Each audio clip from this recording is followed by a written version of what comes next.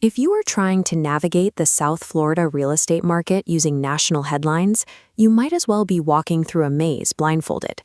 When buyers and sellers try to apply generalized macro data to specific neighborhoods, they misread the local dynamics. The result is always the same. They price incorrectly and surrender their inherent negotiating leverage. To understand what actually happened across the Tri-County area in April 2026, you have to look at the single factor dictating the board. Supply drove this market. Demand did not. The data shows a strict tightening. Year over year, new listings fell in every single county, across every single property type. For single-family homes, the shortage is severe. Active inventory is down anywhere from 22 to 35% across the region. Making financial decisions based on a perceived national housing slowdown will cost you thousands. The current pace of this local market isn't a sign of buyer hesitation. It is dictated entirely by a sheer lack of physical options to purchase. But that severe lack of inventory doesn't apply to everything evenly. The South Florida market is no longer a monolith. It has completely fractured down the middle based on asset class. On one side, you have the single-family reality, a massive collapse in available homes. This grants sellers immense leverage, provided they price accurately. On the other side is the condo reality. This is a market buckling under regulatory pressure, where structural milestone inspections and mandatory reserve funding are exposing owners to heavy assessment risks. Negotiating power has completely flipped depending on which of these two property types you are transacting. If you apply a single-family selling strategy to a condo listing right now, or vice versa, you will stall your listing and damage your financial outcome. This chart gives us a direct snapshot of the year-over-year changes across the Tri-County. Looking at the single-family segments on the left, you can see the severity of the supply squeeze, with active inventory dropping between 21.8% and 34.8%. Now look specifically at Palm Beach single-family homes. The restriction here is extreme, with new listings plummeting 40.5% year-over-year. That places Palm Beach deep into seller's territory, with just 3.6 months of supply. As a result, median sale prices pushed up 7%. Miami-Dade and Broward are operating a bit differently.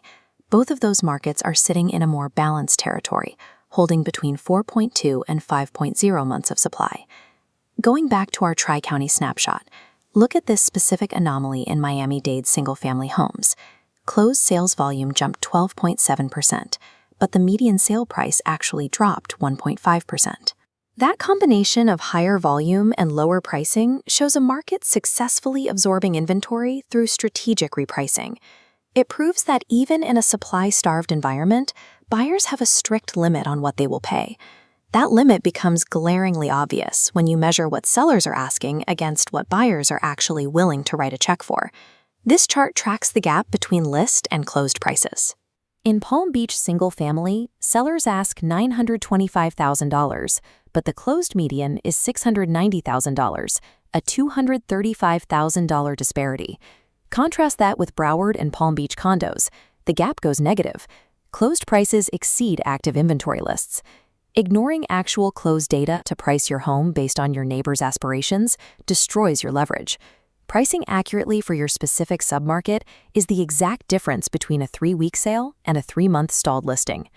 The dynamic shifts completely when we look at attached housing.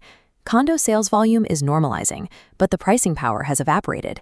You can see the impact directly in the Broward condo segment.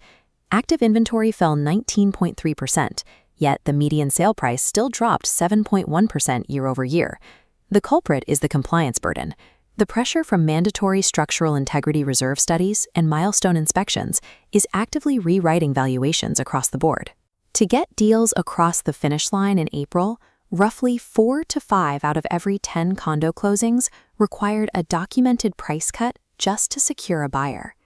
The properties taking the heaviest hits are older coastal towers and dated inland units, which carry the highest exposure to these new financial regulations.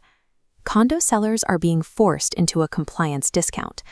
Buyers hold the leverage because they are factoring in the risk of future unfunded assessment liabilities. So how do you maneuver in this environment? Let's map out the strategy based on whether you are dealing with a house or a condo. If you are a single-family seller, the total collapse in supply is working heavily in your favor. However, comparable sales are tightening. Buyers have fewer options, but they aren't reckless. Overpricing will stall your listing, even with low inventory. If you are a condo seller, your building's financial and structural compliance status dictates everything about your listing strategy.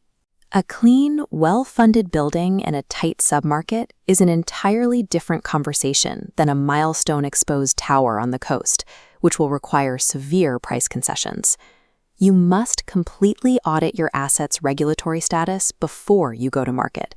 Generalized selling advice will lead to a failed listing. If you are buying a single-family home, prepare for intense competition, particularly in the inland master-planned corridors. To find negotiating room, pivot your search towards coastal luxury properties or older urban submarkets where the pressure is slightly lower. If you are a condo buyer, you hold immense negotiating leverage right now, but you are operating against a very strict timeline. The August 3rd Fannie Mae Warrantability deadline is only 80 days away. On that date, the limited review process for condo loans vanishes, pulling a major financing option off the table for older buildings. Buildings that cannot pass the strict full review standards will have significantly narrower financing options, which will complicate your ability to close. Strike now to use your leverage, but ensure you confirm the building's exact warrantability status before that August 3rd door closes.